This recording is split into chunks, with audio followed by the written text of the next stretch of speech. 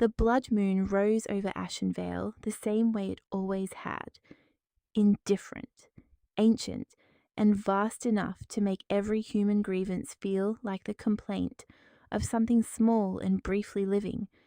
It painted the longhouse rooftops in a colour that was not quite red and not quite copper, something between the two that had no name in any common tongue. The forest beyond the settlement's boundary stones breathed in the darkness, its exhalations carrying the mineral scent of old earth and the sharpness of pine resin that no amount of hearthfire could fully overpower. Senna had stopped trying to find comfort in that smell 6 years ago, when comfort had ceased to be a thing she permitted herself. She knelt at the washing stones beside the stream that ran along Ashenvale's eastern edge, her hands submerged to the wrists in water cold enough to make her knuckles ache with the particular insistence of stones grinding together. Around her, the last of the day's work had been done by others, the hauling, the mending, the preparation of hides. But the washing always fell to her. The washing and the carrying and the tasks that required presence without dignity. She had learned to move through such work the way water moves through a narrow channel, taking the shape of whatever confined her without allowing the confinement to reach what lay beneath. She was 23 years old, and she had been ranked Omega since the morning of her 7th birthday, when the pack elder had pressed 2 fingers to her sternum during the Marking Rite and declared her designation in the flat, unhesitating tone of a man reading weather from a cloudless sky. Senna had not cried. She had understood even then that crying was something the designated were permitted to do only in private, if at all. The pack did not extend sympathy in directions that flowed downward. What she remembered most about that morning was not the elder's voice, nor the way the other children had taken one collective step away from her as the designation was spoken. What she remembered was the sensation that preceded his touch, a warmth moving through her chest.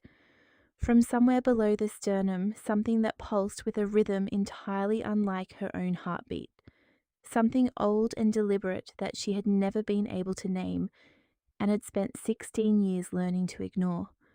The warmth had flared when the elder's fingers touched her. She had felt it pull toward him with the urgency of recognition, as though something in her blood had been waiting for exactly this moment to announce itself. He had pulled his hand back a fraction of a second, faster than ritual required. She had noticed. She had filed that noticing away in the part of her mind that catalogued things she was not permitted to question.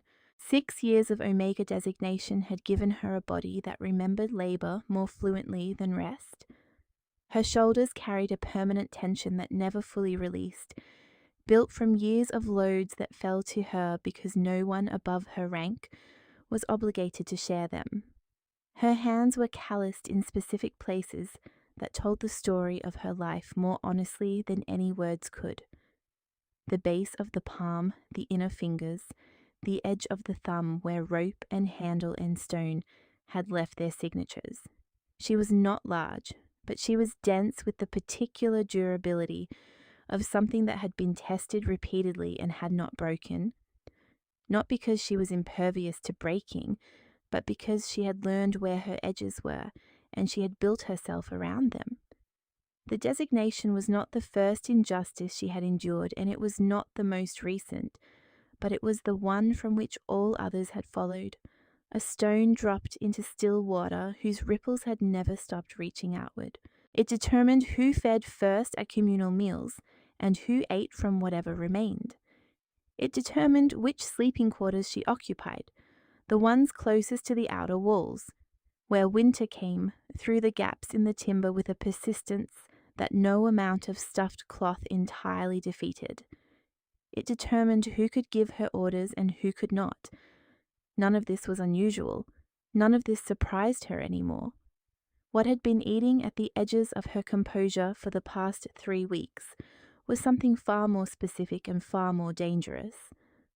The strangers had come to Ashenvale on the first night of the blood moon's approach, travelling under the colours of the Veyrath pack from the northern territories, where the mountains grew tall enough to hold snow through the summer months, and the packs were said to be older and colder than anything in the lowland regions. There were 4 of them, scouts, by their bearing, light and economical in their movements, carrying the controlled stillness of individuals who observed more than they revealed. They had been received by Ashenvale's Beta Warden, a man named Drev, whose position in the pack hierarchy fell directly below the Alpha herself, and who exercised that proximity with the quiet, unceasing calculation of someone who had been building towards something for a very long time. Senna had served the meal at that reception. As an Omega, she was frequently assigned to serving because serving required proximity to important conversations without warranting the social acknowledgement that might have made anyone think to censor what they said. It was a mechanism of the hierarchy that the hierarchy had never paused to examine. The assumption that the lowest ranked were not listening, were not intelligent enough to retain what they heard, were not something to be careful around. Dreve had made that assumption about Senna for 6 years. It was, she had come to understand, not an accident of oversight. It was something he had cultivated deliberately. She had heard the name that evening carried in the lowered voice of the lead Veyrath scout, a compact woman with silver-threaded braids and eyes the pale grey of river ice. The name was spoken once with the care people reserve for words that carry weight they do not fully understand. Senna had not reacted. She had refilled the drinking cups and moved to the edge of the room and pressed the name into the part of her memory that held things requiring patience, not urgency. The name was Kaether. She did not yet know what it meant, but the warmth beneath her sternum had pulsed with recognition the moment she heard it. A single deep beat, like a drum struck once in an empty room, and the warmth had not entirely subsided in the 3 weeks since. Drev's behaviour had changed in the days following the scout's visit, though the change was visible only to someone who had spent years learning to read him from the careful distance that survival required. He smiled more frequently in the Alpha's presence, which meant he was managing her perception of something. He revised the Omega work assignments 3 times in a single week, moving Senna specifically from tasks that took her near the pack's central gathering hall to tasks that kept her at the settlement's periphery, close to the boundary stones, close to the tree line. She had noticed this the way she noticed everything he did. She had said nothing. The warmth beneath her sternum had grown marginally more insistent each time, as though the closer he pushed her to the forest's edge, the more the forest leaned toward her in return. It was at the washing stones in the cold dark of the blood moon's fullest night that the forest went quiet in a way that was not natural silence. Natural silence was an absence. This was something else. A held breath, an anticipation so dense it had weight and texture. Senna lifted her hands from the water and sat very still, and the warmth in her chest moved in a way she had never felt before. Not the familiar, dull pulse she had learned to dismiss, but something with direction to it, something orienting like a compass needle swinging north. He stepped out of the trees, and the name she had not yet connected to a face suddenly connected. He was tall, and the tallness was the first thing, but what followed the first thing was the quality of his stillness, a stillness that was not emptiness but accumulation, the way a deep river is still at its surface because all of its movement is happening somewhere below where observation can reach. His hair was dark, and his jaw was the kind of angular that suggested nothing had ever softened him and he had never required softening. His eyes, catching the blood moon's copper light, were the particular shade of deep green that belonged to very old forests and to things that had survived long enough to become the environment rather than merely inhabiting it. He did not speak immediately. He looked at her with an attention that was not the evaluating look she had received 1,000 times from those above her in the hierarchy. The look that measured usefulness and found it wanting or sufficient depending on the day's needs. This was recognition, involuntary and visible, and, from the fractional tightening at the corners of his eyes, unwelcome in its clarity. The warmth in her chest lurched toward him with a violence that almost stole her breath. She pressed her palm flat against her sternum, a gesture she had made 1,000 times to quiet that particular fire, and he watched her do it. His gaze dropped to her hand and then returned to her face, and something moved through his expression that she could not categorize. Not surprise exactly, more the look of a man who has spent a long time preparing for a difficult thing, and finds upon arriving at it that preparation and reality share very little territory. "You're the Omega," he said finally. His voice was low, carrying the particular resonance of someone accustomed to being heard without raising it. It was not a question. "I'm Senna," she replied, equally quiet, equally without apology. His name was Kalen. He was the Alpha of Veyrath. He had travelled 4 days on foot to reach Ashenvale's boundary, and he had not announced himself to its Beta Warden, and the reason for both of those things was a story that would take 3 nights to tell and a lifetime to fully absorb. The first night they stood on opposite sides of the stream, and he spoke while she listened, the cold water running between them like an argument neither of them had made yet.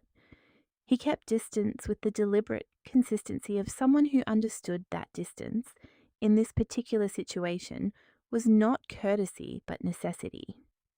She noticed this and filed it beside all the other things she noticed about him.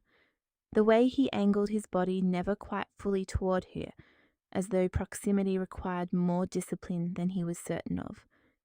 The way his hands, when he gestured to illustrate something from the histories, would stop mid-motion as though catching themselves, reaching for something they had not been given permission to reach for. The warmth in her own chest made navigation of these observations complicated. She was accustomed to her body being the most honest record of her experience. She was not accustomed to that honesty being quite so inconveniently timed. He began with the history, because the history was the architecture that held everything else. He had books with him, not the large formal volumes of pack law, but smaller ones worn at the spines, their pages bearing the cramped script of someone who had written quickly and often by inadequate light. The records of a lineage that predated the current ranking system by centuries, that predated the Marking Rite itself, that stretched back to a time before Omegas and Alphas were categories at all.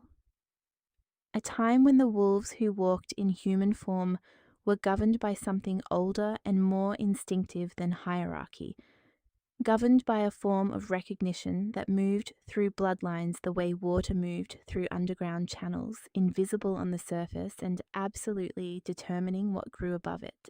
The second night he sat on the root of an ancient pine, and she sat on the bank of the stream a careful arm's length away, and he read aloud from the oldest of the worn books while she listened with her eyes closed. Not because the dark made reading difficult, but because something happened when she stopped using her eyes. The warmth in her chest expanded to fill her entire body with each passage he read, responding to the words, the way a recognition responds to a name spoken correctly after years of hearing it mispronounced. Her hands rested in her lap, and she could feel the heat in her palms, something visible in the darkness as a faint luminescence that she noticed first and then watched him notice, the slight pause in his reading when the light appeared, the almost imperceptible change in his breathing, that she had already learned to read as the sound that his composure made when it was working harder than usual.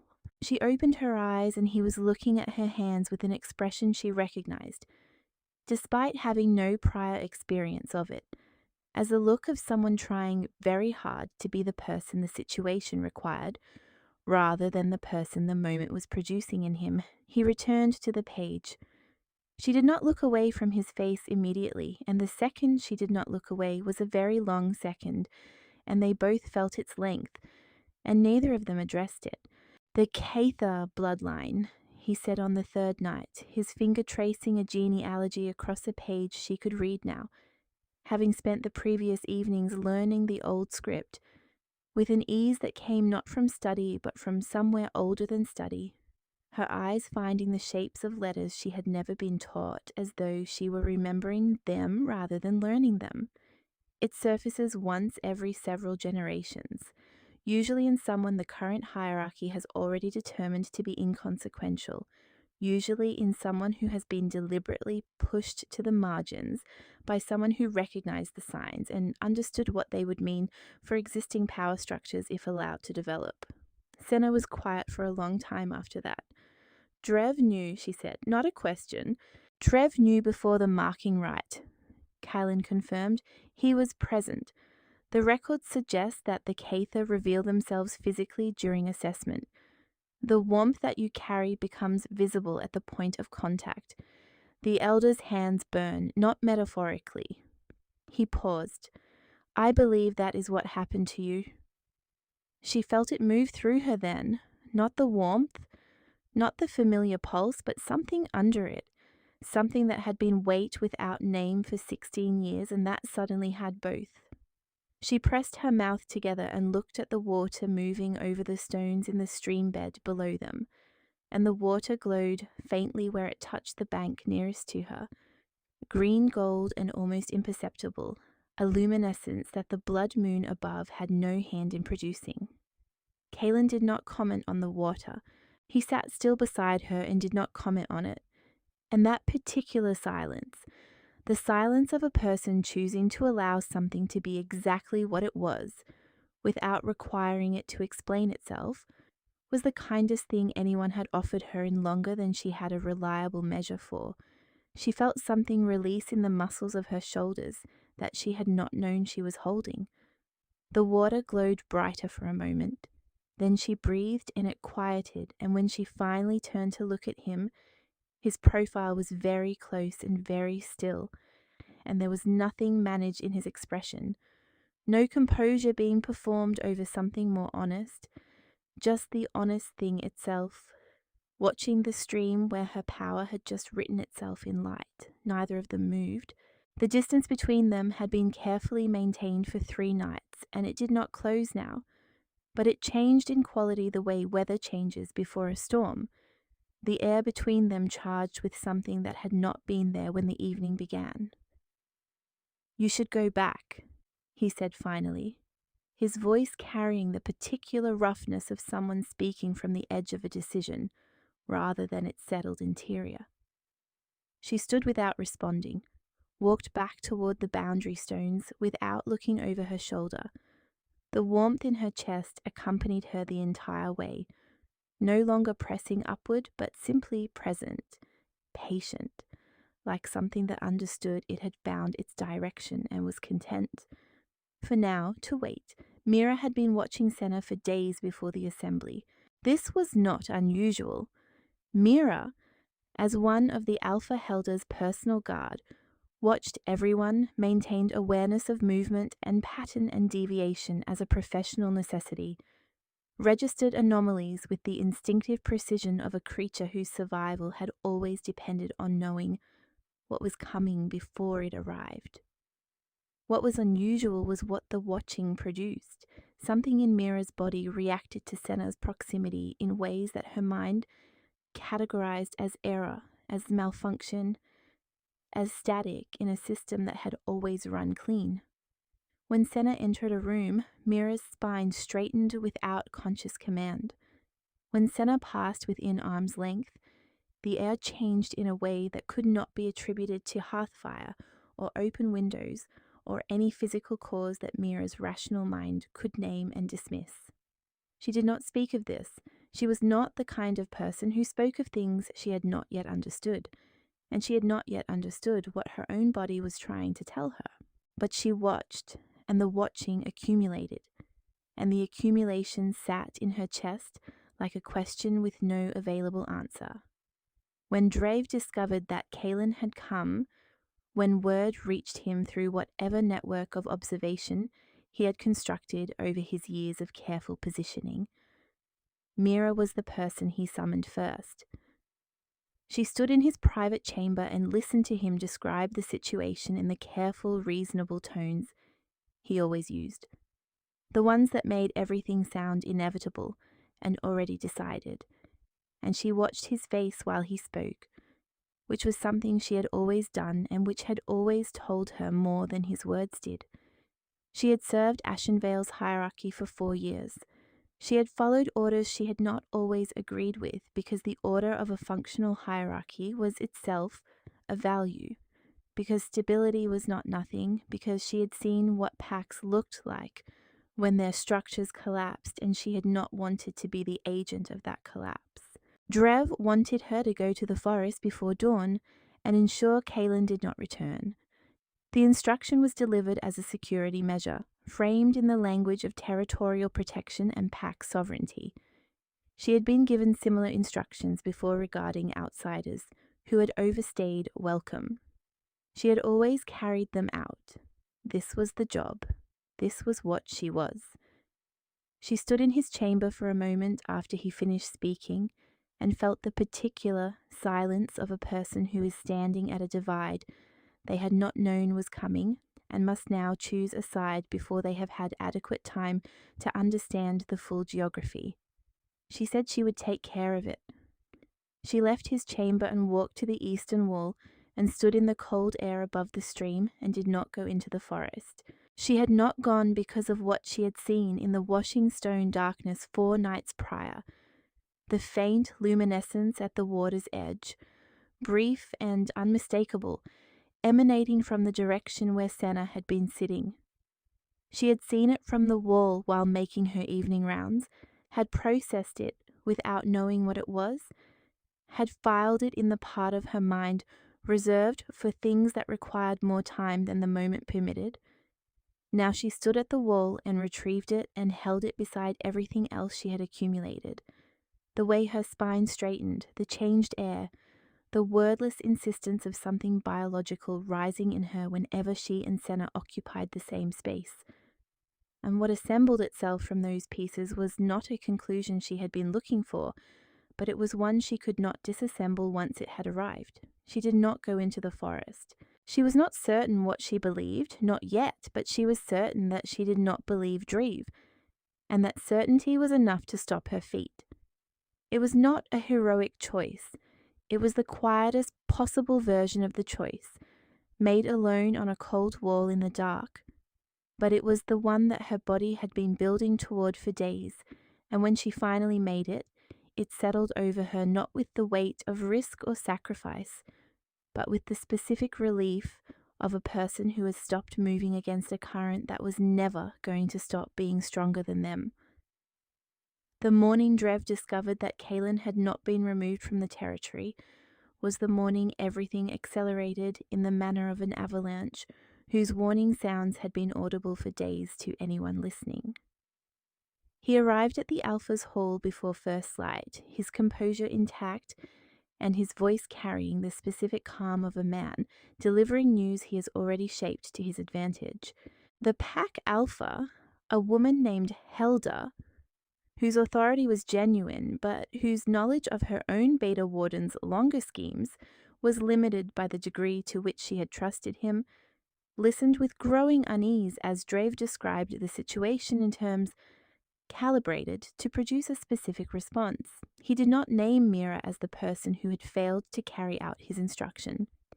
He was too careful for that. He absorbed that failure into the larger narrative he was constructing and left no visible seam where it had been incorporated. Mira, standing at Helda's right hand in her usual position, listened to him speak and said nothing.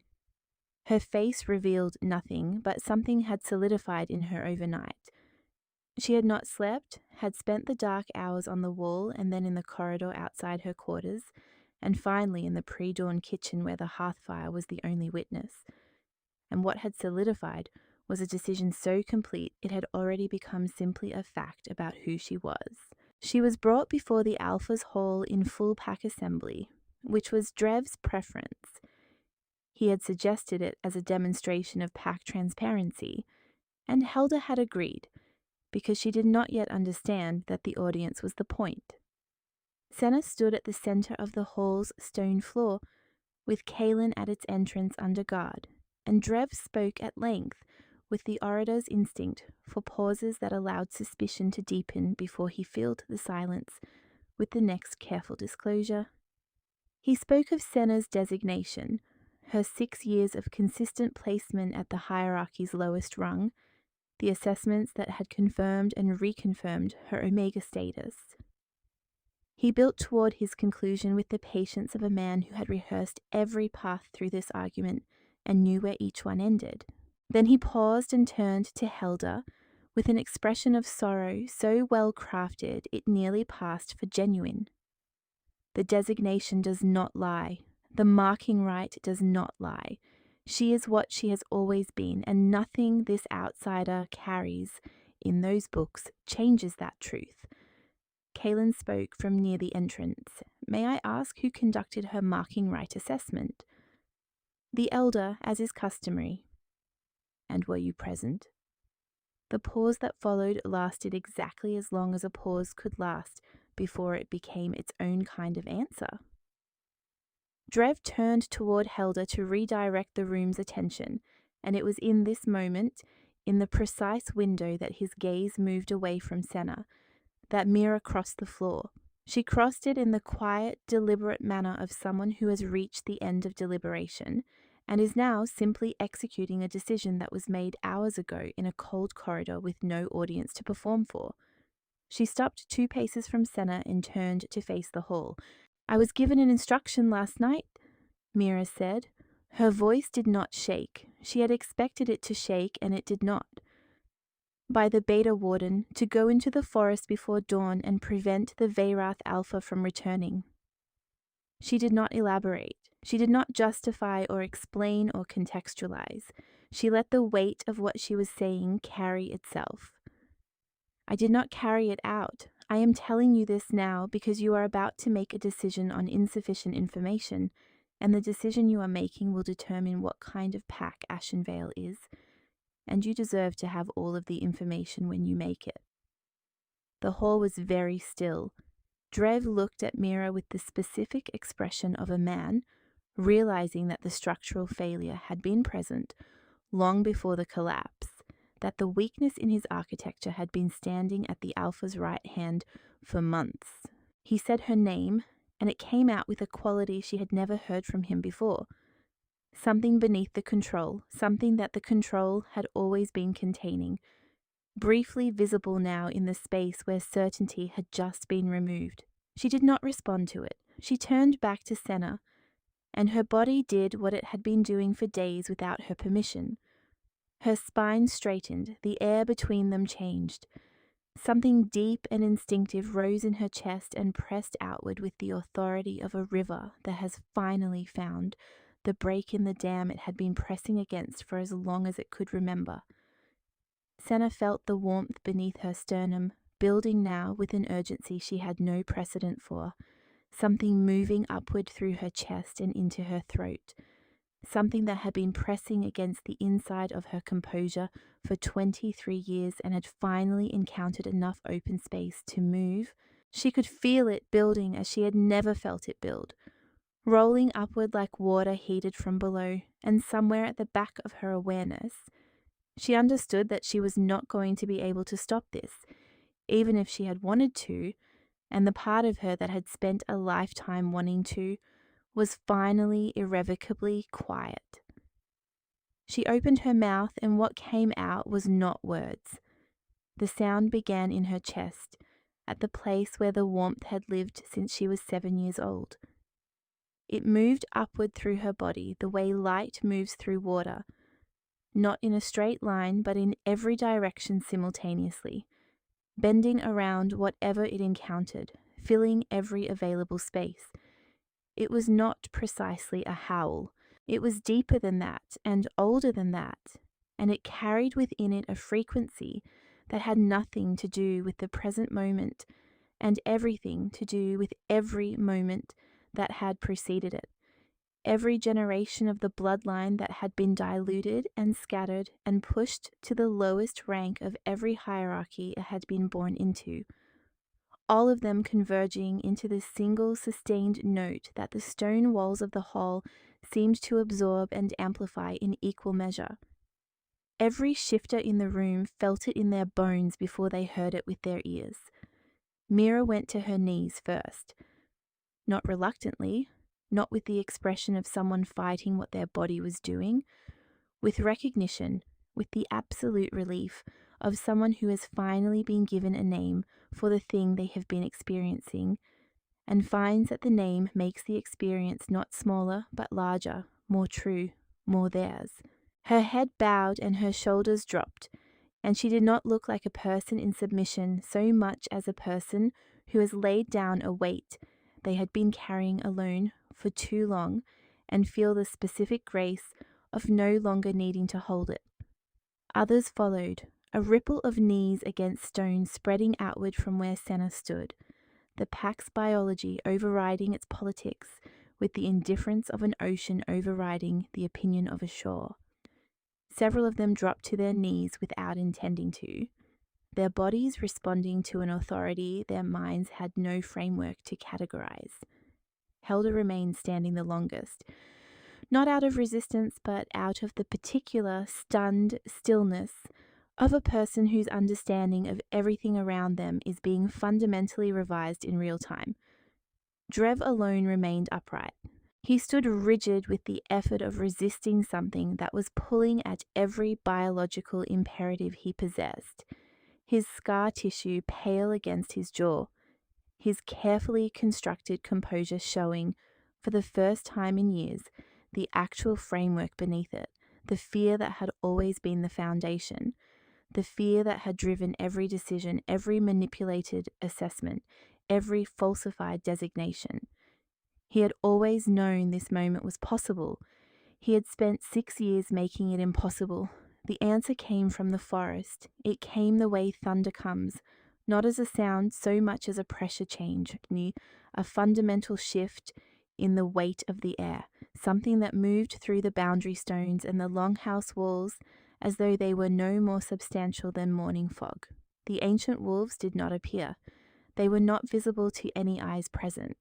But every living creature in Ashenvale felt them arrive in the way that every creature feels, the proximity of something that existed before it and would persist after it.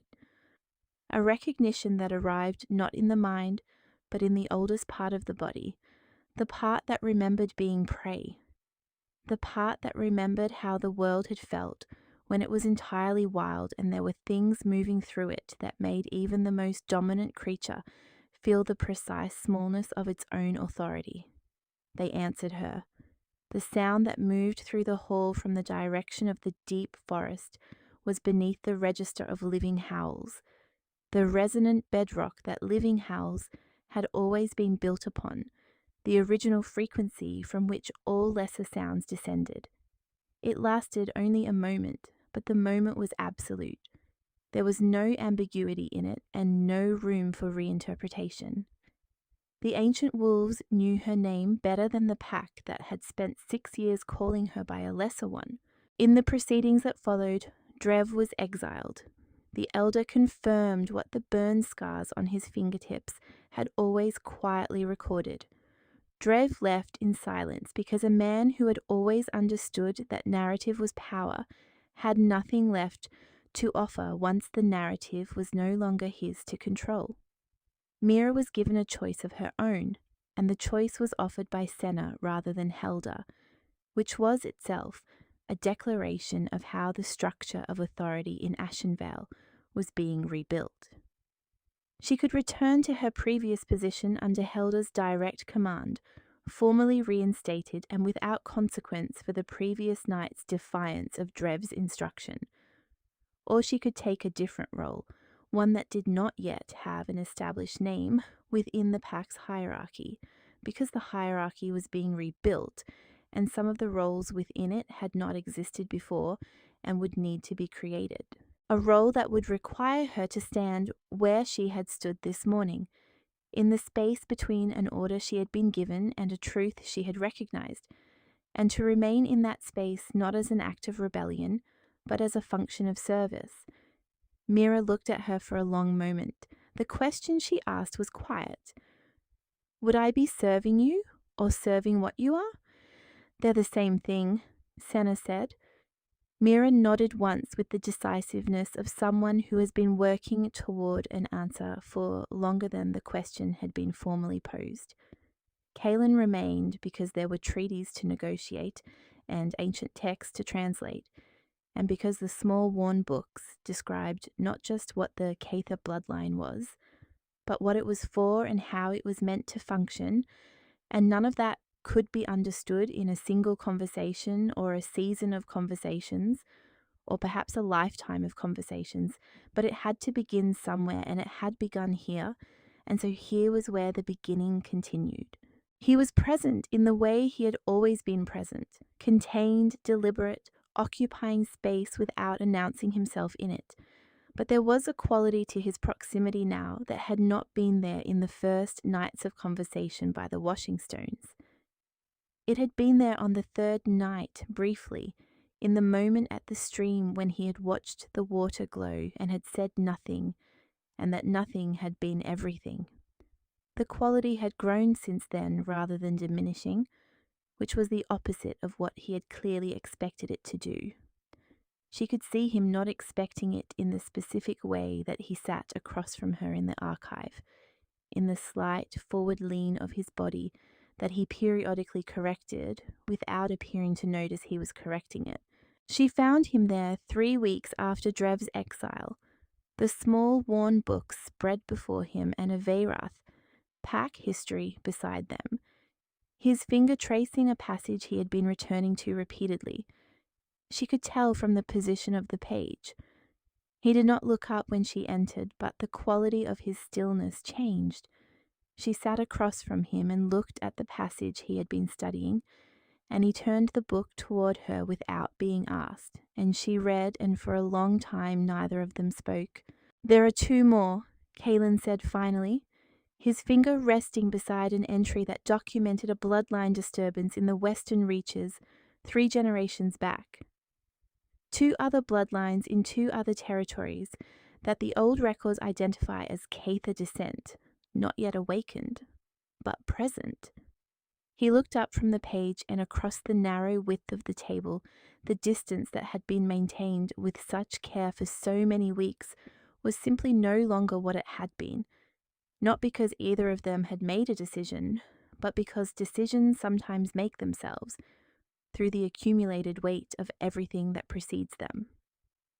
What happens when they surface depends on whether there is a precedent, whether what happened here becomes a story about destruction or a story about what was restored. She held his gaze and did not look away, which was a thing she had not permitted herself during any of the nights by the stream, any of the hours of careful distance, any of the long evenings in the archive when the quality of the silence between them had been doing its own slow work. The warmth in her chest was not pulsing now. It was simply present, continuous and uninterrupted, no longer pressing to be acknowledged because it had been acknowledged finally and completely in the only way that had ever been available to it, by being allowed to exist in full without apology or containment or the exhausting labor of pretending it was something other than what it was. She reached across the table and turned one of the small worn books to the entry he had marked, and she began to read, and outside the archive window, the autumn trees held their color against the cold with the patient, unremarkable persistence of things that have decided, simply, not to fall.